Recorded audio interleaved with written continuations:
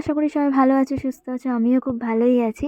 নতুন একটা ব্লগে তোমাদেরকে ওয়েলকাম। তো দিদির বিয়ের গায়ে হলুদের সকালে আমি একটু রেডি হয়ে নিচ্ছিলাম। দিদিকে তো রেডি করেই দিয়েছি, তোমরা আগের ব্লগে দেখেই নিয়েছো। এবার নিজের রেডি হওয়ার পালা। নিজে যেন কেমন একটা আতখাজরা রেডি হলাম। সকালে আমারও তো খুব একটা সাজার ইচ্ছে ছিল না, কারণ বিকেলে সাজতে হবে। আর আমি খুব একটা হেভি মেকআপ না ক্যারি করতে পারি। এখানে মাও এসে গেছে, আর আমরা একটু আলাপ আলোচনা করছিলাম, যেহেতু সব তো নিজেদেরকে সামলাতে হচ্ছে। আমাদের তো কোনো ঘরে ছেলে বা ভাই দাদা কেউ নেই, তো বাবা আমরা মিলেই সামলাচ্ছি। তাই দিদিও এসব নিয়ে একটু ব্যস্ত ছিল, আমিও শুয়ে পড়েছিলাম। আমার তো সারা রাত ঘুমই হয়নি বলা চলে। চোখ মুখ দেখো না কেমন বসে গেছে। এটা ছোট লাড়ির সাথে একটুখানি টিপ না পড়লে কেমন একটা মুখটা যেন আধো আধো লাগে। আর দিদি তো ব্যস্ত ছিল, দিদিকে তো আমিই রেডি করে দিচ্ছিলাম, তাই ওকে না জ্বালিয়ে আমি নিজে একটা টিপ খুঁজে পরে নিলাম। দেন আয়নাতে দুজনের একটু ভিডিও করছিলাম। আমার দিদিকে কি মিষ্টি লাগছে না দেখতে। সকাল থেকেই ওকে কত মিষ্টি লাগছে, বিকেলে সাজলে যে কত সুন্দর লাগবে সেটাই ভাবছিলাম। দেখ এইটা কালার হয়েছে আর এইটা দেখ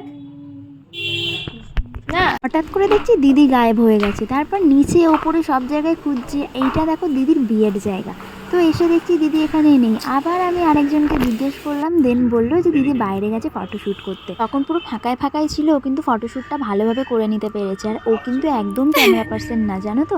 তার জন্য ওর মুখটা দেখো, দেখলেই বুঝতে পারবে থতমত খেয়েছিল। আমি আবার বলছিলাম যে থতমত খাবার কি আছে, ক্যাজুয়ালি থাক। আর ক্যামেরা দাদারা ভেবেছিল আমি ওর বন্ধু। আমি বললাম না না, আমি ওর বন্ধু না, আমি ওর বোন। তখন ওরা তো অবাক, পুরো ভাবছে দুই বোন একদমই আলাদা। এ হলো চঞ্চল আর ও হলো একদম শান্তশিষ্ট বলতে ওই যে ক্যামেরার সামনে একদম ক্যাজুয়াল হতে পারে না। লাস্টে আমি ওকে পোজগুলো বলে দিচ্ছিলাম, আর ক্যামেরা দাদা বলছিল বোনের কথাগুলো শোনো। তো ওকে একটু আমি গেলাম মনে জোর দিতে। ও এমনি অনেক মিষ্টি ব্রাইড, ওকে যেমনই মানে ফটো তুলবে তেমনই অনেক মিষ্টি। বাট মাঝে মাঝে আমার দিদি হচ্ছে প্রিন্সিপালদের মতো গম্ভীর হয়ে যায়। এদিকে ঠাকুর মশাইকে একটু হাতে হাতে জোগাড় করে দিচ্ছিলাম আমি। আর আমাদের জানো তো একটা কি হয়েছে, সকাল 9টায় বৃত্তি হয় মানুষের, আমাদের বেলা হয়ে গেছে বৃত্তি হতে হতে। এই যে আরেকজনও এসে গেছে, আমাদের দিদিমণি এখন রিক্সা থেকে নেমে ঢুকছে। আমার মাসির কিন্তু আসতে লেট হওয়ার কথা ছিল, মানে লেটে আসার কথা ছিল, কিন্তু মিরাক্কেলভাবে আজকে তাড়াতাড়ি ওনার ছুটি হয়ে গেছে। আর বাবা এদিকে একটু চেঁচামেচি করছে, ওই যে বিয়ের কাজের দিন একটু হবেই মানুষের তাড়াহুড়ো, একটা কাজ বাজ, মাথায় টেনশন। মাসি তো এসে গেছে, আর মাসিকে মা সকাল সকাল ভাত করে দিয়েছিল, একটুখানি কি ভাত খেয়েই চলে গেছিলো স্কুলে। এবার মাসি এসে তার জন্য আগে খেতে বসিয়ে দিলাম মাসিকে। আমি বললাম চলো আমি আর তুমি একসাথে খেয়েই নি। ঠাকুরমশাইকে ওদিকে জোগাড় করে দিতেই আমার বেলা হয়ে গেছিলো। দেন আমি একটু খাওয়ার সময় পেলাম। এদিকে ঝুড়ু আলু ভাজা, ডাল আর ভাত দিয়ে আমি তো খাওয়া শুরু করে দিয়েছি। দেন ছিল মাছ, এইটাই দুপুরে খাবার ছিল। আর অনেকে এবার আসা শুরুও করে দিয়েছিল, সবাই তো ওপরে খাচ্ছে। আর এবার আমি খেয়ে দিয়ে নিচে চলে এসেছি। এটা হলো দিদির শ্বশুরবাড়ি সবাই চলে এসেছে, আশীর্বাদ পর্ব চলছিল তখন। আর দিদির শ্বশুর, দিদির মামি শাশুড়ি, তারপর এখানে আরও অনেকেই ছিল।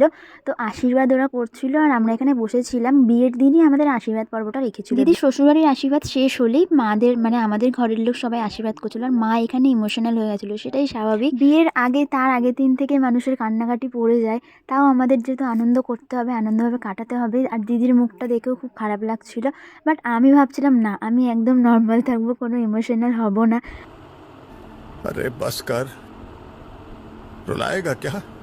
এবার একটু খুশির দিকে এগাই। এবার সবাই মিলে দিদিকে গায়ে হলুদ দিচ্ছিল, আর দিদির এখানে ফটোশ্যুটও চলছিল। গায়ে হলুদের যে গয়নাগাটিগুলো হয়, ফুলগুলো, সেইগুলো কিন্তু পরে পরেছিল। তাই আমার সাথে কিন্তু ওইগুলো পরে একটাও সেলফি নেই ওর সাথে। ওইগুলো পরে নিয়ে ওকে আরও মিষ্টি লাগছিল।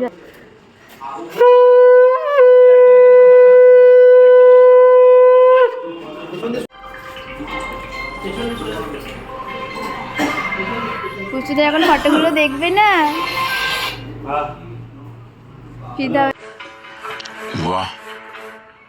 দেখো আমি এবার একটু হলুদ খেলে নিয়েছি। এবার অনেকক্ষণ পর আমিও হলুদ মেখেছি। আর আমার কিন্তু ওর সাথে নিজের ফোনে একটাও ফটো শ্যুট করা হয়নি। ক্যামেরা দাদা যতক্ষণ না আমাকে ফটো দেবে, আমরা কিন্তু একটাও দুই বোনের ভালো ফটো পাবো না। জানি না ক্যামেরায় কী আছে, আমি কী তুললাম পেলেই বুঝতে পারবো। তো যাই হোক, এখানে একটা কেস হবে। দেখো এখানে ফটোশ্যুট চলছিল ওর, আর ওরা জল খাইছিল আস্তে আস্তে, যাতে ও পুরো না বিকেল হয়ে গেছিলো। আর এবার আমের পাতাটা ব্যাস করে গেল।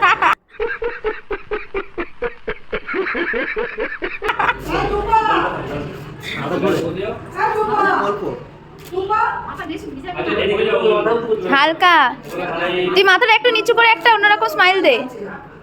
একদম ভিডিও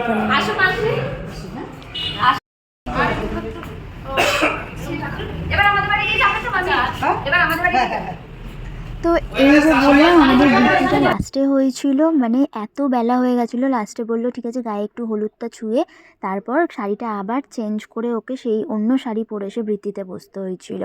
তো এখানে বাবার মন্ত্র পড়া দেখে কিন্তু আমাদের সবারই হাসি পেয়ে গেছিলো একদিক দিয়ে। ওনার মুখটা দেখলেই বুঝতে পারবে তোমরা, খুব হাসি পাচ্ছিলো ওনার মুখটা দেখে, আমি জানি না কেন। আমি তো বসে বসে ফিকফিক করে শুধু হাসছিলাম। আমার দিদির সাথে একটাই আফসোস যে আমার একটা শর্টসের জন্য আমি কিন্তু ওর সাথে ভিডিও করতে পারিনি। আর গায়ে হলুদে এত ব্যস্ত ছিলাম আমার মাথা দিয়েও বেরিয়ে গেছিলো। গায়ে হলুদের শাড়ি চেঞ্জ করে ও বৃত্তির জন্য রেডিও হয়ে গেছে, সেখানে আমার কিছু করারও ছিল না। আজ এইটুকুই থাক, বিকেলের ব্লগটা তোমাদেরকে নেক্সট পার্টে শেয়ার করবো। চলো ততক্ষণে ভালো থেকো, সুস্থ থেকো। ব্লগটা ভালো লাগলে like comment share and follow করে দিও ফেসবুকে দেখলে। চলো টাটা।